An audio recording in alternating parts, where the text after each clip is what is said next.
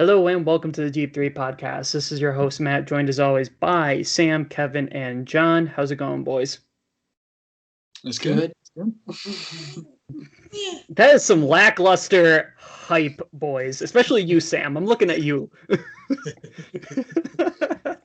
All right, so we have a fun segment for you guys. This is a Would You Rather, and then depending on how much time we have, John is going to enter the smoke at the end of the show and really show his hatred for a certain player. So you'll have that to look forward to. So why don't we get right into it?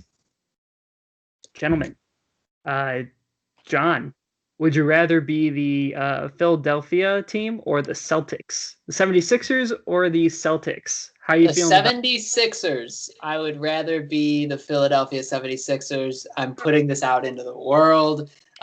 Look, they're off to a good start.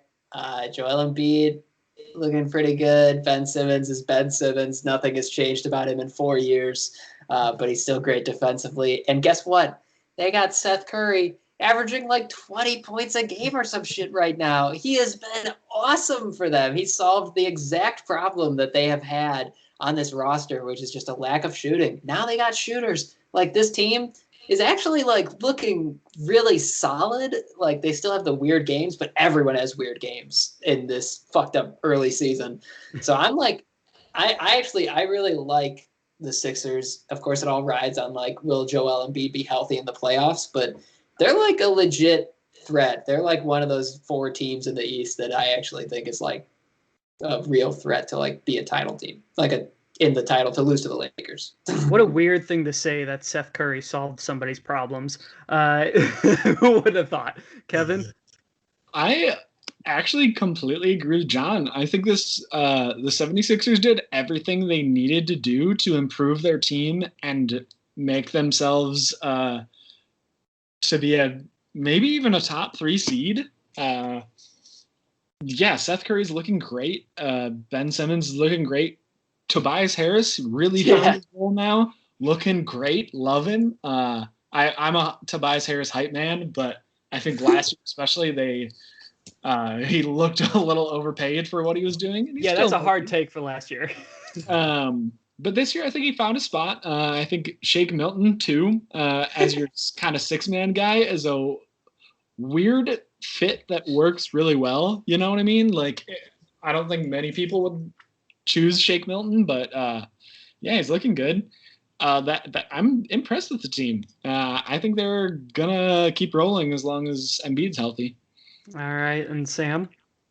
It's kind of conflicting because I really like this Boston team without Kemba Walker, just in terms of like the really outburst by Jaylen Brown. It's just these wins are too close and they shouldn't be this close. Like, for a team that's been to the playoffs consistently with this young squad. I like the Tristan Thompson addition, but I mean, it's hard to go against the 76ers just because I just like the additions of Doc Rivers. I think that was the coach they actually needed, someone that can set some real discipline and call you out if you made a problem. And I think that's the thing that Joel Embiid needs, is someone that can actually call on his bullshit. You know, dude, if you're tubby, you're tubby, all right? Drop 20 pounds. Come on at this point. Ben Simmons. Go on the Jokic diet. Hey, get on that Jokic diet, man. It's on some Serbian herbs over there. But I think the biggest addition for me is Seth Curry. And I think he's taking on this it's kind of like a real leap for me, because I think he actually has a point guard that is willing to pass to him, and that's Ben Simmons, right? I mean, for someone that gets 16 points a game, it's looking brighter for this Curry than the other one in the West Coast. So I'm going with the 76ers. I'm just happy with this team. But when it comes to the playoffs, 76ers or 76ers, right? And Ben Simmons made a 3-point shot. Stop the madness. Ben Simmons has a better 3-point percentage this year than Luka Doncic. Just saying. Oh, get the fuck out of here. I'm bored. Yes. I had to say it. And I'm it. As much as this pains me to say, and I think there's going to be some very much big surprise, I feel like as a fan base, I would say the Celtics, but I just can't. If it were this year, I'd have to say the 76ers. They're impressive so far. And again, it's only been 6 games, so who's to say this doesn't change? But I don't know. it's kind of like what Sam said. I don't like my team losing to the Pistons. I really don't. And I don't like them winning by a bucket. It's very depressing, and it does not bode well for me. It really doesn't. So I as much as it kills me to say it, I'd have to say 76ers.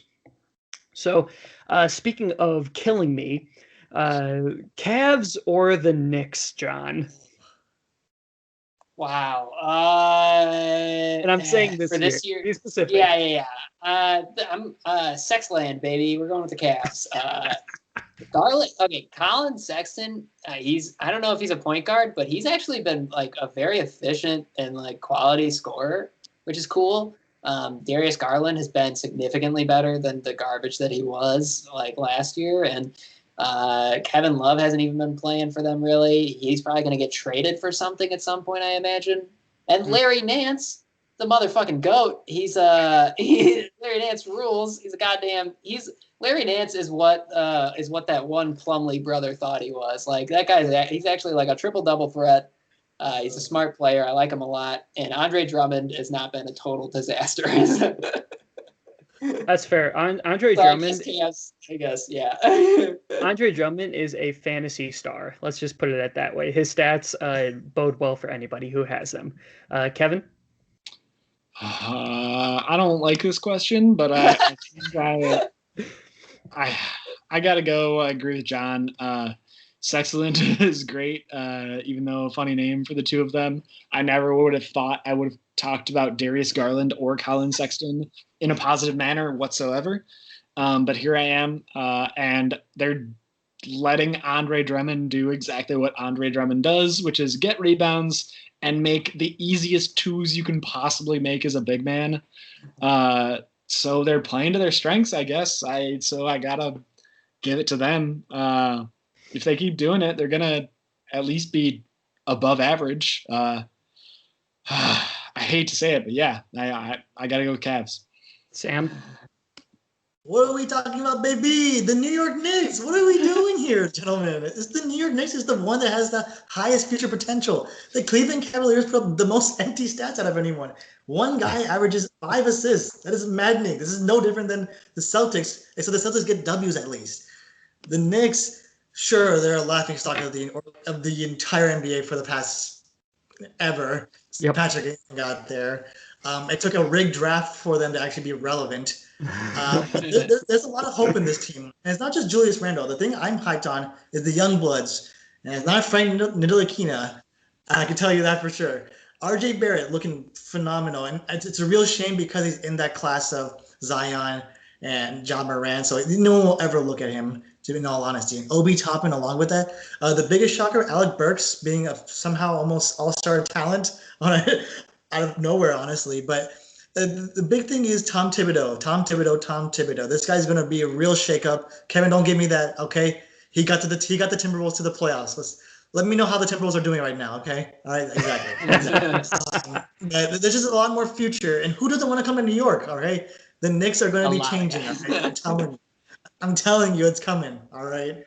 Yeah, I'm gonna say this on principle. I had to bash on the Celtics. I can't do that twice in a row. I will pick the Knicks only because I hate Cleveland with a burning passion. Not necessarily the team, I just hate that place. I can't stand it. And I know it's irrelevant when it comes to basketball, but here we are. Next one. This one I think is very interesting because these two players are one of these guys was the biggest hype for Rookie of the Year. The other one, it was a question mark who is turning out to be very, very good. James Wiseman or LaMelo Ball? John, who are you picking? I think I'm picking Wiseman. I just think he's going to be awesome. I think he's like physically, like he's huge and he's like pretty nimble and he's already got like a great game for someone who's played basketball like 3 times in the past like few years. Like I like him a lot. And I think that it's like, he's got a perfect guy to learn from in Draymond Green where like, if you are going to learn how to be able to play in a ball movement heavy system like the Warriors have, there's no one better to learn it from than Draymond Green, who's like kind of the master at that. I like him a lot. I think he's going to be like huge for them moving forward as far as like continuing their relevance in this league. I think I like Wiseman a lot. Kevin? Okay, so there's two questions here. It is written down as, would you rather be James Wiseman or LaMelo Ball? I would rather be LaMelo Ball. You're on the Charlotte team. You have nothing to lose. You can go in there, and they're just like, "Oh man, we made the 8th seed in the playoffs. Great, you're a nice player. Congrats. We'll pay you millions of dollars." Whereas James Wiseman is coming in and on that Warriors team where they're like, "Oh, we didn't get 60 wins this season. That's embarrassing. That's embarrassing." So, Yeah, that's as a player, I would rather be LaMelo Ball. If I had to pick someone for my team, Wiseman all day. 100%. No hesitation. Wiseman's going to be around for a while. LaMelo's going to get overhyped and then fall out to where Lonzo is right now. Oof, that's a very interesting point. Sam, are you on the same page? Get the fuck out of here, Kevin. Oh my What do you think it is? Look, I agree with Kevin. This is a 2-part question. The answer is Ball for both of them, okay? Let's stop the madness. You're on a trash team. Along with Kevin said, the optimism is realistically the 9th or 10th seed. At least you try to get into the playoffs at this point. And if I am physically LaMelo Ball, I'm literally showboating my way into this. I know he's not doing it, but you currently own that organization. I mean, MJ owns it just like he owns your dad. But I mean, James Wiseman is not in the right system. It's just too much pressure for this kid to show up. I think he's going to be good once Curry and Clay and Draymond are gone off that team at that point. And that's going to be a while. So for me, I won't be surprised that James Wiseman would be traded for a real piece to get some more dubs for this team. Yeah, it's totally fair. I am going to choose LaMelo Ball. I do love James Wiseman, but I think the position that LaMelo Ball is in currently kind of gives him more reign to be a better player, possibly. It's hard to say better player. I know I just said it, but I do love James Wiseman having Draymond Green as a mentor. That is one of the best players that you could have, other than like Anthony Davis. Which honestly, that would be wonderful to have James Wiseman under Anthony Davis. What a combo! But I will pick LaMelo Ball. I do like the recent game that he had where he showed up. He finally was shooting his shot and killing it. And in that his shot, I don't know about you guys, but it looks a little slow. It looks a little slow to me. I think he needs to have a quicker release. I saw one where he jumped for the shot and like his legs kind of did this weird thing where he almost put his knees up as well. And I'm like, I don't know if I like that. I don't like that. It runs in the family. It runs in the family, yes. I think Michael Jordan's going to have some fun really giving him shit for that, as anybody should. So next one I'm going to have for you guys is a very interesting one. I think this is more... I think we're all going to have the same answer on this one. But Kevin, Kyrie Irving or Chris Paul? This isn't even. They're in different leagues. They're in completely different, like, stratospheres. Like we shouldn't even be talking. This isn't even a question. Kyrie Irving. What are you talking about, John? Yeah, Kevin's right. They're in different leagues. One of them was second team All NBA, and the other one thinks the Earth is flat. No,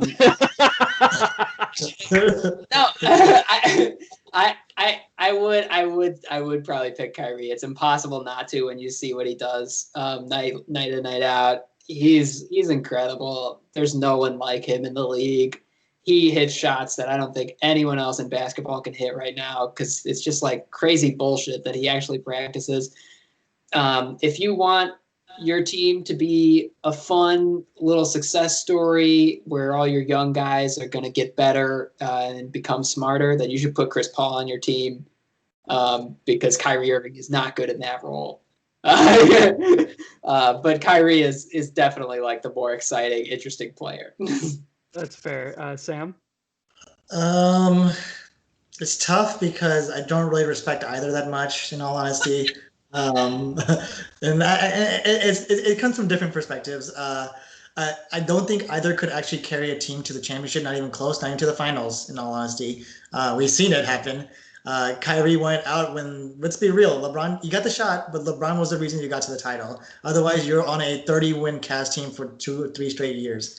But I think I have to go with the guys here. Kyrie Irving it's just fun to watch him because it's just spin cycle, spin cycle, spin cycle. Chris Paul's team thick. He kind of just loafing around, but he's able to make the moves. He's able to fool out these young bloods that can't really guard him. He's just fun to watch too. But Kyrie Irving is his own show, and I think it's just fun to watch him game after game after game. Yeah, as much as I love Chris Paul, I'm gonna have to pick Kyrie Irving. That ISO game is on point. Hard to go away from anything else. This is a question that I wish never existed. It really hurts. It really hurts me to say this. John, or Bulls or Pistons? What for like right now? Yeah. I mean, like right now, I don't think there's a worse team in the league than the Bulls. I think that the Bulls are like the worst team in the NBA right now. At least the Pistons have I guess a point guard, our point guard. They have Derek, but it's I don't know. The Pistons are a sorry franchise. I don't think if long term I'd rather be the Bulls because at least you're the Bulls and you have some good talent there. But God, it's disgusting. The Bulls suck. They're really bad. But I love Patrick Williams, and I'm excited that he's there. Stop this madness. No, Patrick we Williams. will never stop the Patrick Williams hype. Get out of here, sir. Patrick Williams is that dude. He's gonna be great. I love him, and the Bulls otherwise make me deeply sad. And they're terrible. I hope they get Cade Cunningham this year. They desperately need a point guard. Desperately, absolutely. Kevin, are you agreeing with the Pistons, which is a weird thing to say? Pistons for sure, but it's just weird that these two teams that have been so bad for so long, not next level, but have been consistently bad for a while, but just good enough where it kind of gives you glimmers of hope every now and then. I think the Pistons have had that here and there. The Bulls have obviously had that, and now it's weird. We're seeing old Derrick Rose on the Pistons, but I like the Pistons a lot on paper because I think they have a cool team. Jeremy Grant's awesome, good defense. They got young guys in Sadiq Bey and Killian Hayes, although Killian Hayes is trash at shooting. And then you got Blake Griffin too. So it's a fun team on paper, but then you go out and you watch their games and it's just not enjoyable. And Bulls are kind of similar where you think they should work together. You think they should be able to make threes and make plays, and then you watch them play and there's just nothing. It's just not fun to watch. So Pistons reluctantly, but it's very close. Yeah, that's fair. Sam? I think it's pretty obvious. I think it's the Pistons. Just at least they have some sort of face to them, even if it's broken. There's still some sort of face. You got Derrick Rose. There's an interesting balance between 8 power forwards all playing the exact same way basketball. It just doesn't make any sense. Think about this. Jeremy Grant was offered more money by the Nuggets, and he turned down the role because he wanted a better role. And he went to the Pistons. He's doing well. I just think when you have a healthy Blake Griffin, you're going to be averaging 10 points a game. So it's not going to matter at that point. But I don't like to keep roasting the Bulls. It's going to be a horrible season. I'm just going to tell you that they're going to dump everything just so they can get some young talent that hopefully Billy Donovan can actually get a real message to on how to play basketball. This team has a lot of interesting talent, just talent that shouldn't belong together. It just can't belong together because it's oil and water. They just can't come together. Yeah, I kind of have to agree with you on that one. Unfortunately, John, I'll just give this one to you just so that we can feel better about ourselves. Patrick Williams or Killian Hayes? Pat Williams, baby. Let me turn it around. I know in our draft episode I was as high as hell on Killian Hayes, but now I got Pat Williams, and that motherfucker can play. He's gonna be really good. He's great. He projects to be so cool and so good. He can already do so many interesting things. I love Patrick Williams. He's maybe the only Bulls player I have no complicated feelings towards him. The dude can ball. The dude can ball out for sure. I'm very happy with what I've seen from him so far. Going on to the next one, we are going into the thick battle. We have we have current thick, and then we have Ghost of Christmas future thick. Actually, no, past, because Jokic is not thick anymore. I'm gonna start this one out actually, and I'm gonna pick Jokic. It's really, before we even started this podcast, we were talking about this. Is there really a better center than Jokic right now? Like a true center? And I don't think there is. I mean, I think Embiid is a great player. It'd be doing a disservice to say that he isn't. But he has his health issues, and I think Jokic has been an incredible talent this year. The Nuggets are beyond happy to have him on that team. Go Jokic. John? This is hard for me just because Embiid is an actual two-way player, like kind of a two-way beast if he's healthy. It's just like we haven't seen that consistently, and that's why I gotta go with Jokic. Jokic is like a one-of-one kind of player. There's no one in the league who's like him. He's the greatest passing big of all time. He's an efficient scorer. He's basically an offense in and of himself. Like you get a good offense just by having him out there. Defensively, he's not as bad as like his reputation is, but he's still not good. Like he's because he's just so slow. So like I don't know. I pick Jokic, but like I wonder if like Embiid is going to be able to shine more in the playoffs if he is healthy there, I guess. Yeah, that's totally fair. Kevin, are you possibly down with the thickness, or are you on Jokic's side? I want to hype Embiid. I really do. And even if you're ignoring Embiid's injury or injury proneness, and look at them when they're both healthy, how they act, I gotta take Jokic. Like he's just, again, to John's point, like he's the better all-around player. Like, and I think the assist numbers especially speak for themselves. I think a big guy that can run up through the paint and always pass it out and always find the open guy, I think that's so incredibly valuable. And I think Embiid doesn't have that skill. While he might be a better offensive threat than Jokic, just pure like scoring threat, I don't know. I again, to John's point, I want to see what Embiid looks like in the playoffs when he's healthy. But we saw what Jokic looks like in the playoffs when he's healthy, and it was scary.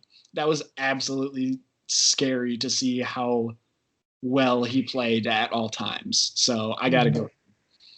Yeah. Sam?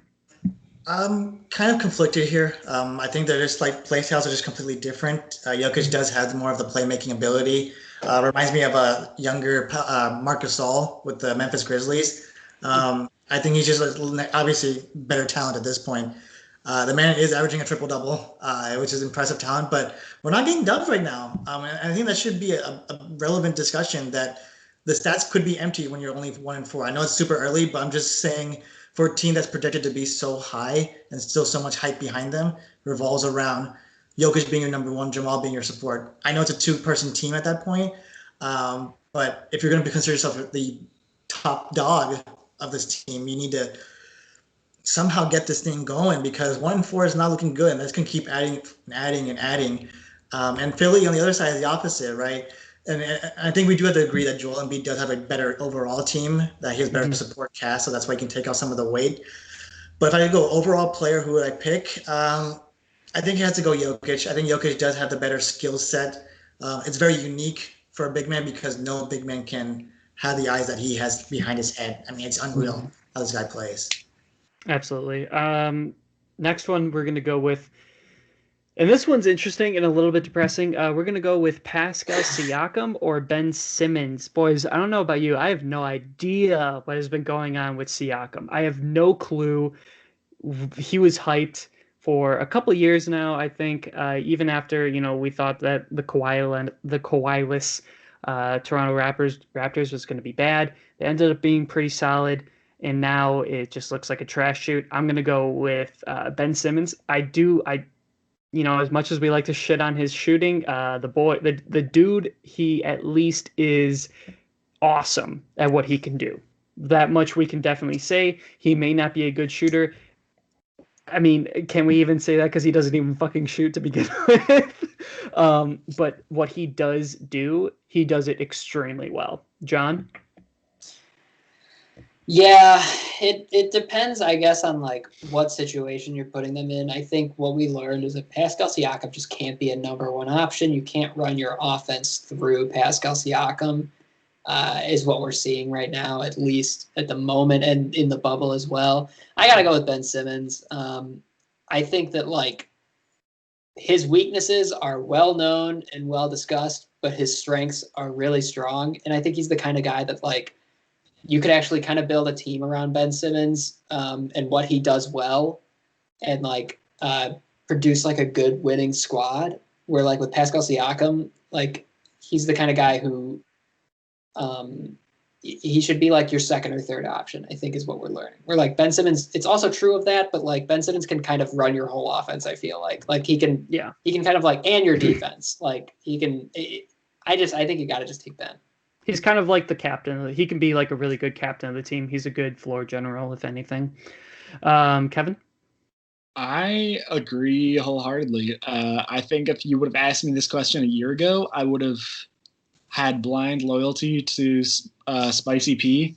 And I was all aboard that hype train. And I'm sad and disheartened to see his fall from grace, if you will, that he's kind of had since the bubble, especially. Like, I don't know what's going on, but I think right now Ben Simmons is definitely the pick. I think, to John's point, you can build a team around Ben Simmons that is very successful, as we're seeing that happen with the right decisions.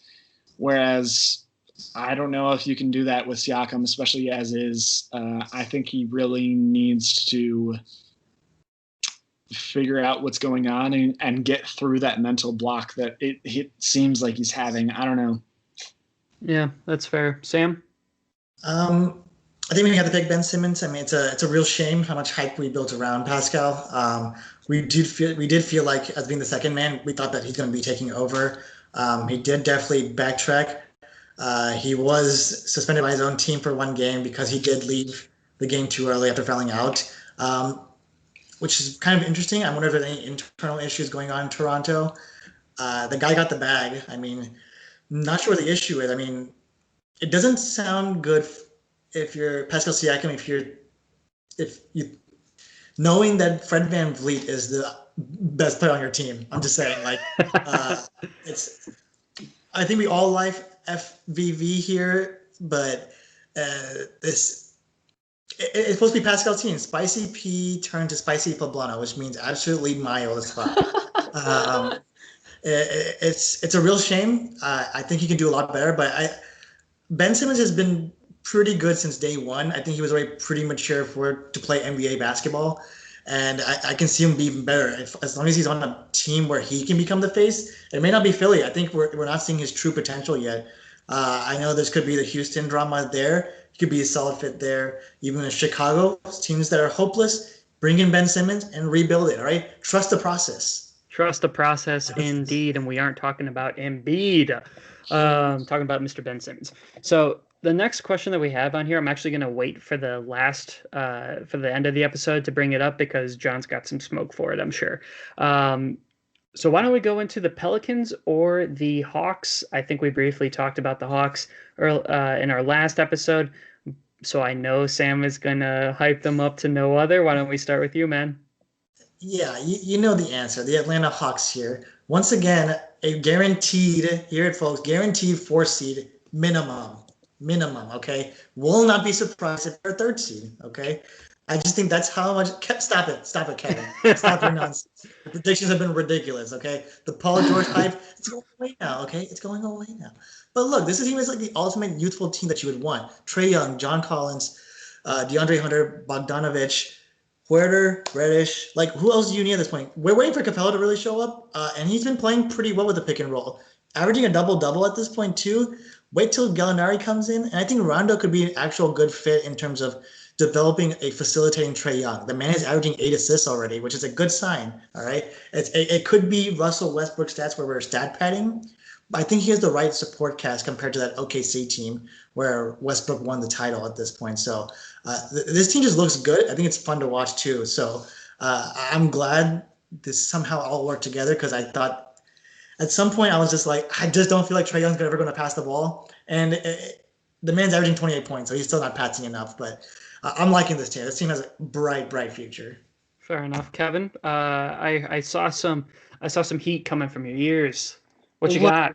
I think saying the Hawks are guaranteed 4 or above seed is delusional as per what it says. That being said, taking them over the Pelicans is tough. I think I gotta go with the Hawks, even though I think the Pelicans are good and have a lot of potential, but they just can't seem to click in the right spots at the right time against the right team. You know what I mean? Like, it just is always something that kind of falls out from under them, whereas the Hawks are an offensive juggernaut of a team, 100%. And I think that's scary especially against teams that don't want to defend really good shooting. I think when you go against solid, consistently good defensive teams, I think they're going to have some trouble.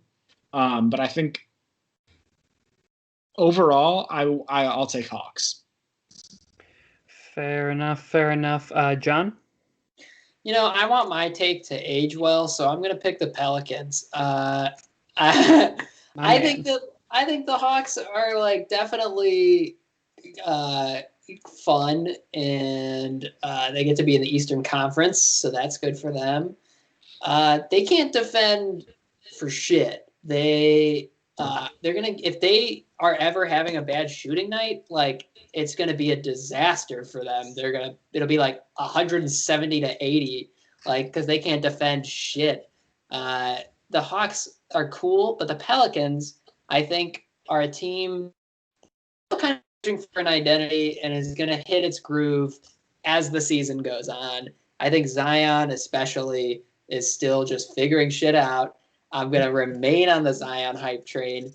This man is getting quadruple teamed in the fucking post. As soon as he learns how to pass out of those situations, it's game over. So I got to stick with the Pelicans. I think that they do have a lot of good pieces and a lot of interesting parts. They just don't know how to play with each other yet. And I think once they do, they'll be a better team than Atlanta.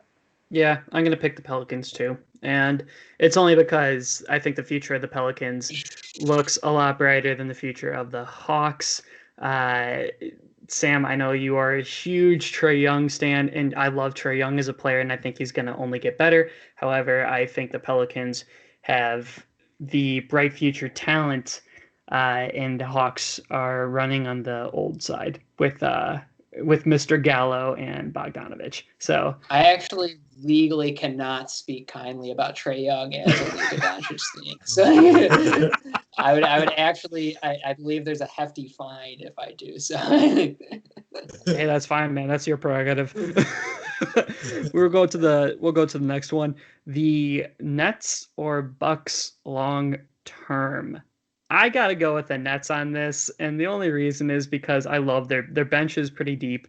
Once Spencer Dinwiddie gets healthy, it's going to look even better. I love Karis LeVert as 6-man, and of course you have Kevin Durant and Kyrie.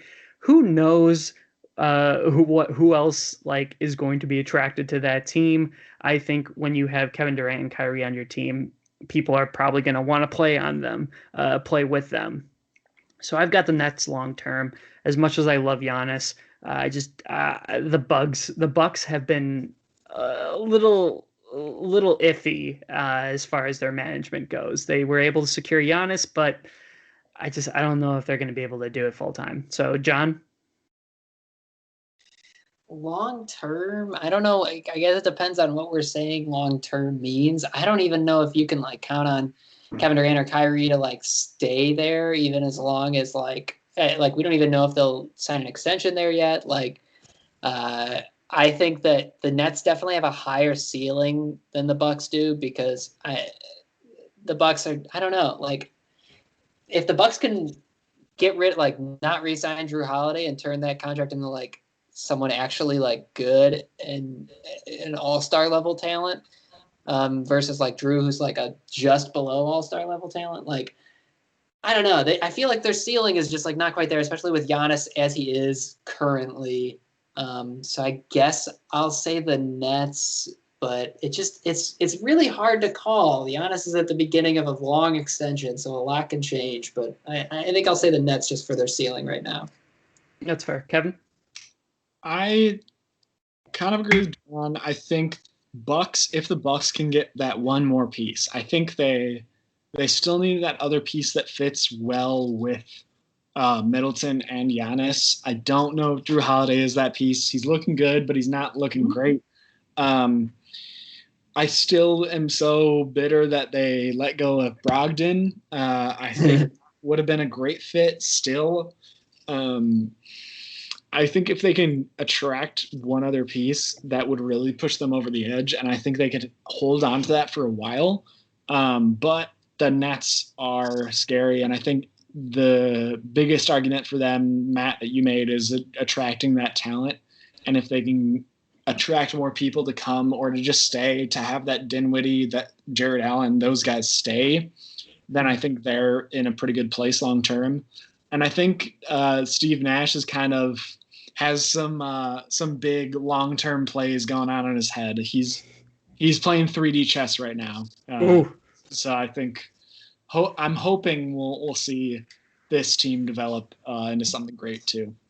3D chess, that's going to be fun. I can't wait to play that one of these days. Do you think it's going to be like that Star Wars shit where it's Chewie? Oh, yeah. Hey man, he'll rip your arms off. Just saying. Sam, what you got? Yeah, I'm just a little skeptical on how patient the Kevin Durant, Kyrie Irving duo can really be. I could see it. I can see it being okay, but I can also see it completely the other way. I think the only reason it's going to stay stable is because they have a coach they want with Steve Nash. So there'll be stability there. But I think I'm knock on wood right now. These guys are not healthy players. They're not healthy. They look really good, but they've been cursed sadly with some bad health. So I have to be skeptical on that. And we signed Giannis. We signed Giannis to a long-term deal. So there's going to be some big movements happening. Hopefully positive big movements. So I have to ride with the Bucks. I think this is they just have a lot of gears that need to mesh together that haven't happened yet. They've been with the team, riding with the same team for almost 3 years. They changed it up a bit. They got your boy Bobby Portis. All right, he just needs to drop someone in practice, and then everyone's going to shake up. All right, that's what it takes to become a real contender in the playoffs. All right, that's fair. One of the last questions that we have for the day: Wizards as currently constructed, or the Rockets without James Harden? Sam, I'm going to start with you.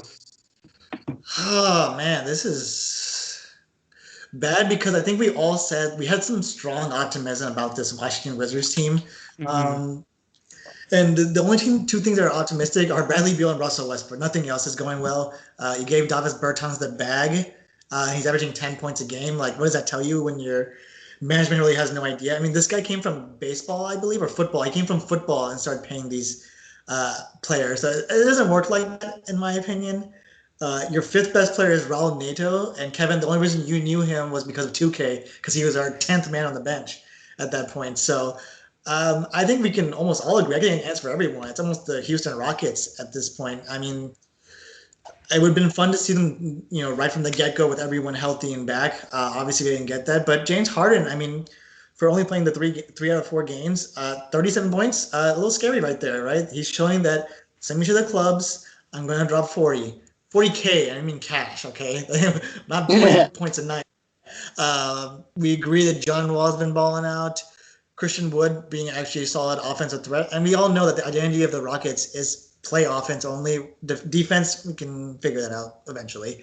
But I'm sitting with the Houston Rockets. Even when James Harden's gone, the Houston Rockets have much more potential in terms of just being an overall solid team.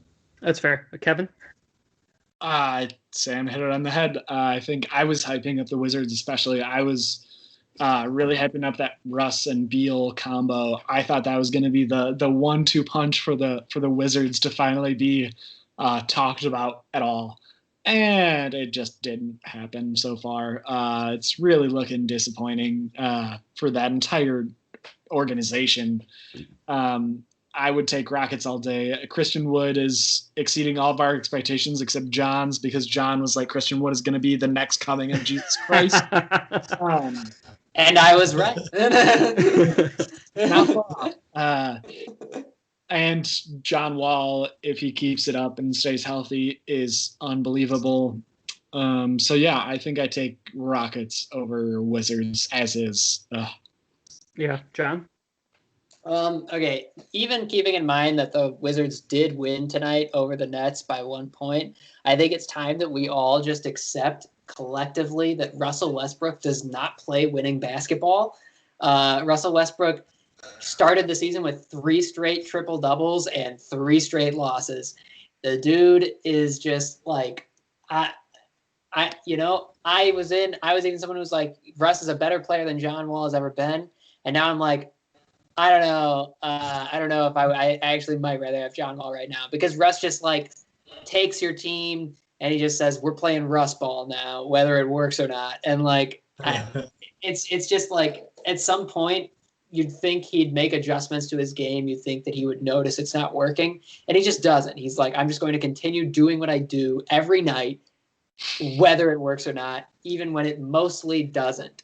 So go ahead, get your triple doubles, Russ. Have fun. The Rockets will be winning games. Yeah, I would absolutely have to agree with you on that one. I think the Rockets without James Harden is not as terrifying as we all had thought it might be, especially with the coming of Christian Wood and the balling out of John Wall. So last one for the day, and actually I'm just going to have you take over this, John, because you're going to go into the smoke with this one.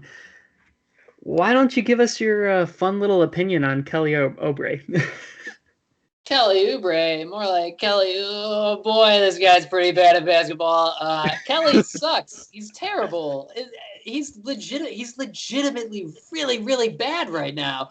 Like, Kelly Oubre would be more fit to be like the star in a movie about a basketball player than he would to be playing NBA basketball right now. Like, if there's anything we've learned, it's that maybe Kelly is just too handsome for his own good, and it sucked some of the basketball skill out of him, because he has been terrible. Like, one of the worst shooting stretches I've ever, like, Russell Westbrook worse than, like, disgusting Kelly Oubre. You're pathetic. You're terrible. You're beautiful. But man, dude, like, you are really not good at basketball right now. And I don't know. I just don't know what happened. Like, Andrew Wiggins is better than Kelly Oubre right now, which is pathetic, embarrassing, abysmal.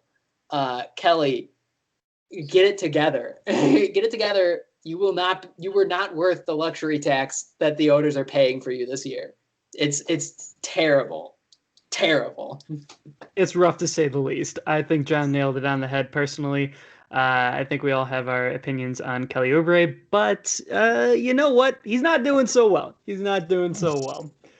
So, with that being said, I think we have all come out of that heat. John, thank you so much for that last fire segment that you did. Thank you, everybody, for listening and watching our beautiful faces. As far as beautiful, I mean everybody except Kevin, of course. Just kidding. Of course, you can watch us on YouTube. Please like, share, subscribe. All the views are wonderful. All the comments are great. So thank you guys so much for that. Listen to our podcast on Apple Podcasts and Spotify.